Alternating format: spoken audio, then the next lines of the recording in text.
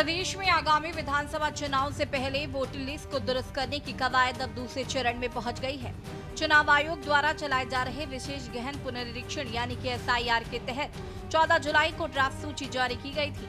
Draft में कुल 71 लाख से ज्यादा मतदाता हैं। जांच में इनमें से करीब 19,04,000 नामों में गड़बड़ी, डुप्लीकेशन और अधूरी जानकारी मिली है। आयोग ने अब इन मतदाताओं को नोटिस भेजकर सुधार का मौका दिया है। इस प्रक्रिया के लिए प्रदेश भर में न्याय पंचायत से लेकर वार्ड स्तर तक विशेष शिविर लगाए गए हैं। 14 अगस्त तक लोग यहां आकर दावा आपत्ति दर्ज करा सकते हैं और नोटिस का जवाब दे सकते हैं। आयोग के अनुसार अलग अलग तरह की त्रुटियों के लिए अलग अलग फॉर्म भरने होंगे। साथ ही जिनकी बायोमेट्रिक मैपिंग नहीं हुई है उनसे भी शिविरों में दस्तावेज जमा करने को कहा गया है ताकि अंतिम सूची में कोई नाम न छूटे। हालांकि इतनी बड़ी संख्या में नोटिस के बाद सियासत भी गर्मा गई है। भाजपा SIR को पारदर्शिता और शुद्धिकरण की प्रक्रिया बता रही है, तो कांग्रेस सहित अन्य विपक्षी दलों का कहना है कि चुनाव से पहले मतदाताओं को भ्रमित कर फायदा लेने की कोशिश की जा रही है। जो वोट भाजपा के हितैषी नहीं है उनको ही बाहर का रास्ता दिखाया जा रहा है, जिस पर आपसी बहस होती दिखाई दे रही है। आज का प्रेस वार्ता में सभी का स्वागत है। आज की प्रेस वार्ता का मुख्य उद्देश्य अभी तक का जो SIR के अंतर्गत प्रगति हुआ है उसको साझा करना, साथ में आगामी जो हमारा कार्यक्रम होगा उसमें जो दिक्कतें आ सकती हैं जनता को, उसके संबंध में जनता को अवगत कराना कि उसमें क्या क्या कार्रवाइयाँ जनपद स्तर पर की जा सकती हैं। तो सर्वप्रथम मैं बताना चाहूँगा कि हमारे पूरे प्रदेश में 14 जुलाई को जो हमारा ड्राफ्ट प्रकाशन हुआ है, उन सभी ड्राफ्ट प्रकाशन के अनुसार निर्वाचक नामावली की प्रतियां जो है सभी बूथ पर, सभी जिलों में, सभी तहसील स्तर पर और ब्लॉक कार्यालय, इस प्रकार जो महत्वपूर्ण कार्यालय हैं वहाँ पर उपलब्ध हैं। वहाँ के BLO के द्वारा भी इस सूची को वहाँ के प्रमुख कार्यालय में और वहाँ के ग्राम पंचायत स्तर पर भी उपलब्ध कराया गया है।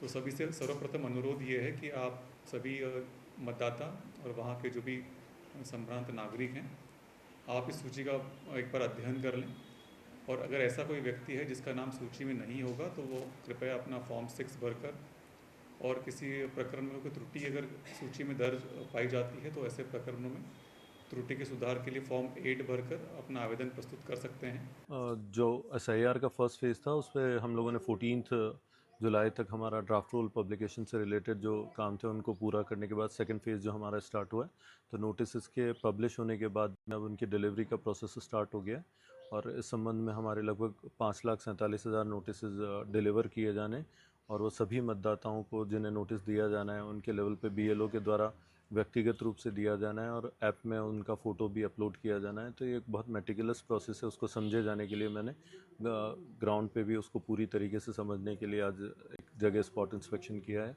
और साथ ही जो नेसेसरी इंस्ट्रक्शंस हैं इम्प्रूवमेंट के या फ्लो चार्ट बनाने के, वो मेरे द्वारा ADO ऑफिस को दिए गए हैं, जो इलेक्शन ऑफिस है उसको दिए गए हैं और ऑनरेबल ECI की तरफ से जो टाइमलाइन दी गई है उस दौरान उसे पूरी तरीके समयबद्ध रूप से खत्म किए जाने या पूर्ण किए जाने के लिए मैंने डायरेक्शंस दी। ये SIR कोई पहली बार नहीं हो रहा है, पहली बार हो रहा है क्या? तो इतनी परेशानी क्यों हो रही है? अगर कोई गड़बड़ नहीं है तो एक सामान्य प्रक्रिया है। भारत का जो हमारा निर्वाचन आयोग है तो वो हर कुछ सालों के बाद जो है जो वोटर लिस्ट होती है, मतदाता सूची होती है, उस सूची का शुद्धिकरण करता है, उसका पुनरीक्षण करता है, बार बार करता है। जो वोट नहीं है, जो गलत वोट बन गए हैं, वो वोट बाहर होते हैं। कहीं पर ऐसे बहुत सारे देशों राज्यों में इस प्रकार की शिकायतें थी, हमारे राज्य में भी शिकायतें, जो नहीं होंगे, जो यहाँ के निवासी नहीं होंगे, जो उसकी पात्रता की सूची में नहीं आएंगे, वो स्वतः ही बाहर हो जाएंगे। या जो लोग हमारे बीच में नहीं रहे या कुछ बच्चों की शादी होके कहीं दूसरी जगह विवाह हो गया, चले गए हैं, कोई अपने दिल्ली चले गए, बम्बई चले गए, किसी अन्य शहर में बस गए, तो उनका अपना वहाँ पर वोट बन गया है। तो यहाँ की मतदाता सूची वो शोधित होगी, वो शुद्धिकरण उसका हो रहा है, इसमें परेशानी ऐसी कोई बात नहीं। SIR में जो ग्राउंड रिपोर्ट है वो बड़ी चिंतनीय है। भारतीय जनता पार्टी ने जो BLA बनाए हैं, बूथ लेवल एजेंट, वो तमाम वो लोग हैं जो चुन चुनकर विपक्षियों के वोट पहाड़ों में कटवा रहे हैं। उत्तराखंड राज्य में मैक्सिमम लोग सर्विस क्लास लोग हैं, कोई बंबई में है, कोई दिल्ली में है, कोई पंजाब में है। ऐसे लोगों के वोट यहाँ पर काटे जा रहे हैं जो भारतीय जनता पार्टी से संबंध नहीं रखते। इसकी जांच होनी चाहिए। SIR में जो सरकारी BLO हैं, बूथ लेवल ऑफिसर, वो भी सरकार ने चुन चुनकर ऐसे लोगों को बनाया है जो भाजपा के बेरियों के इशारों पर काम कर रहे हैं। अगर जांच हो जाएगी तो आप देखेंगे कि पहाड़ों में हर विधानसभा में 7 से लेकर 15,000 वोट कटे हैं और वो वोट मैक्सिमम उनके कटे हैं जो अन्य पार्टियों के समर्थक हैं।